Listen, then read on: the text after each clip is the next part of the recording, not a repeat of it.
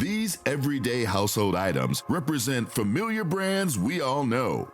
But Procter & Gamble marketing wonderkind Eric Austin is working to use the power of branding to rewrite the narrative for people of color in households across America. It's been 25 years since I've been with Procter & Gamble.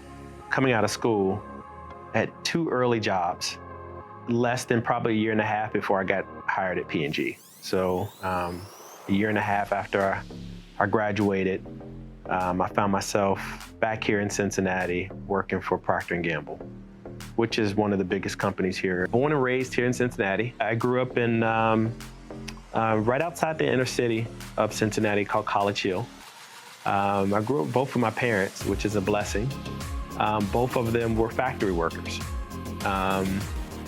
They were not college educated, but they worked very hard to provide for me and my brother. Upon graduation from famed HBCU Tennessee State University with a solid background in tech, Eric joined the P&G's family's information services arena. But a pivot to the marketing department proved not only to be fruitful for him, but for changing perspectives. I'm one of the early pioneers of digital marketing in the company. We touch about 5 billion consumers every day with our products, our services, our media.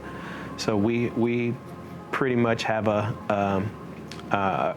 good influence on the industry when it comes to media, when it comes to influence in terms of the images that we put out into the ecosystem. We have a responsibility for making sure that a lot of the media and the images that we put out represent all communities in an accurate way in how we portray those people. This mindset led Eric and his colleagues to launch a groundbreaking campaign that addressed the humanity, the range, and yes, the struggles African Americans face while addressing their responsibility to their consumer base to make a difference. The Look, which is a film about a day in the life of a Black man and how he interacts in his life and some of the conscious and unconscious biases that he experienced throughout his day. We created these films to spark a conversation. Race is a serious conversation. It's a tough conversation, particularly in America. And we use these films as a stimulus for people to at least have a productive conversation.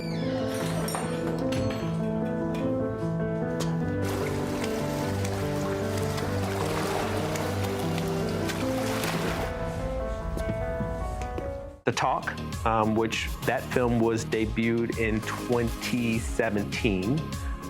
It was about the conversations that Black families have with their kids before they enter out into society. Hey, if you're ever pulled over by a police, this is how you need to govern yourself, right? And the objective is to make sure you come home. So, but shedding a light on those conversations with a broad base of people in America so that we can move beyond that and not necessarily have to have those conversations. A ticket? This is about you not coming home. I'm gonna be okay. Right? Okay. The Choice, which we released in 2020, we wanted to take a different shift. This is in the aftermath of the George Floyd killing. We felt that, as Procter & Gamble, as a global company, as a force in media, we needed to do something different than just come out with the films like The Talk and The Look. We wanted to have a different conversation. And the film was directed towards the white community to have them step up, participate, vote. It wasn't okay to be anti-racist. We need action.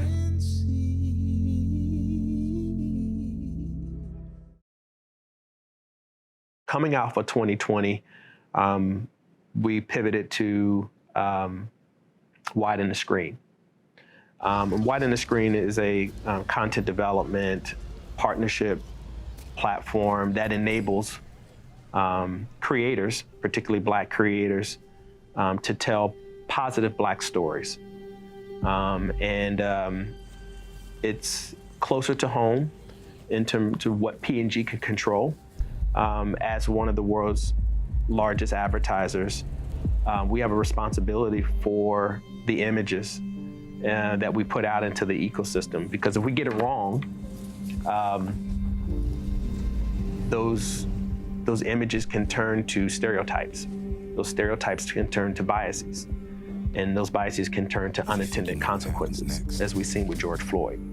So widen the screen to widen your view really tells an expanded story about the joy, beauty, and vastness of Black life. The Black experience is told typically on two extremes: either extreme struggle, where you see a lot of leading characters in film and media today, either pimp or thug or some struggle type of character, or it's extreme stardom or extreme excellence, where we uphold the Oprahs and the Jay-Z's and the Michael Jordans and the LeBrons of the world. But we're missing so much of Black normalcy, storytelling that's in the middle. And that's what Widen the Screen is about. So we're investing in more Black creators, and we're investing in the production of those stories so that we can actually take those stories and put them on Black-owned and operated media platforms such as Stellar TV. That actually creates economic empowerment and wealth, and expands the buying power for those consumers and companies that we're investing in. But when we can use our influence and our power to create change, why not? Why not? That draws a better affinity to the company in terms of appealing to African-American consumers. We take Pampers, for instance. One of the programs that they're wrapping themselves around is addressing Black maternal health. The immortality of infants, the health of the mother is an issue in the Black community. So Pampers is stepping up to address Black maternal health, and building that into the fabric of the business and how they communicate. As vital as these campaigns are, Eric Austin is doing direct marketing by mentoring younger execs of color within the P&G universe. There are colleagues here at work that are much younger in the company that I mentor, and I try to pour into them any guidance that I've had developed along my journey. I share with them all the mistakes that I've had along my career journey, as well as some of the successes. And I even go as far as sharing even financial things, because a lot of times that's taboo in the workplace, so you don't talk about your salaries and things like that. I wish somebody would have talked to me about salary and financial planning and what's ahead, so I can better navigate the system. Quite honestly, I love those connections, because we talk about things that we have mutual interest in, whether it's sports or whether it's family. A lot of times the business element comes last, but it is definitely a great relationship, which I found very valuable early in my career. So I'm really just giving back in that sense. I think a real mentor would help you through these tough conversations with you, would be an advocate for you, be a sponsor for you if you have a career mentor. So that's how I would define it.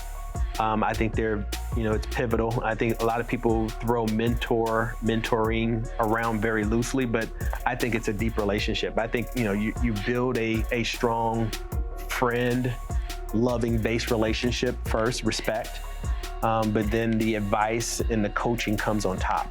And what advice would Eric give to young Black men that'll enable them to brand and market themselves as examples of excellence? Identify and follow your passion, and understand what it takes to get there. Don't be afraid to fail, and use failure to make you stronger and course correct wherever you're trying to go. And anyone who has been successful in life or within a career, there has been some failures that actually made them stronger or you learn from. And you gotta have self-love. and taking time out to understand and take care of yourself, both mentally and physically. And I think, mental health is definitely a big topic area in our community today. Mental health is extremely important. So I always say, okay, what do I need? How do I take care of Eric first? And out of that comes, a vacation or going to the gym, or making sure I hit the doctor, making sure I look good. I like fashion, because it gives me confidence. And I don't think a lot of students, particularly students of color, understand the opportunities that exist. So one of the things for me is leveraging my position, my influence in the media space to help drive awareness of these career opportunities, but also help people, exceed my level in this career. Had the fortunate opportunity to lead Widen the Screen, and under that is the Queen Collective program, which I lead, has actually identified, I think we're up to probably 12 up-and-coming creators that we've been sponsoring. We've created over 30 films. We've doubled our investment in Black-owned and operated media.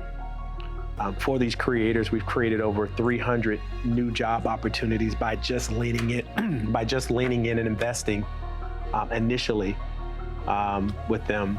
I don't think my work is done. I think there's a bigger impact that can be had. Procter & Gamble's Eric Austin, widening the view of our community and always staying on brand with positivity.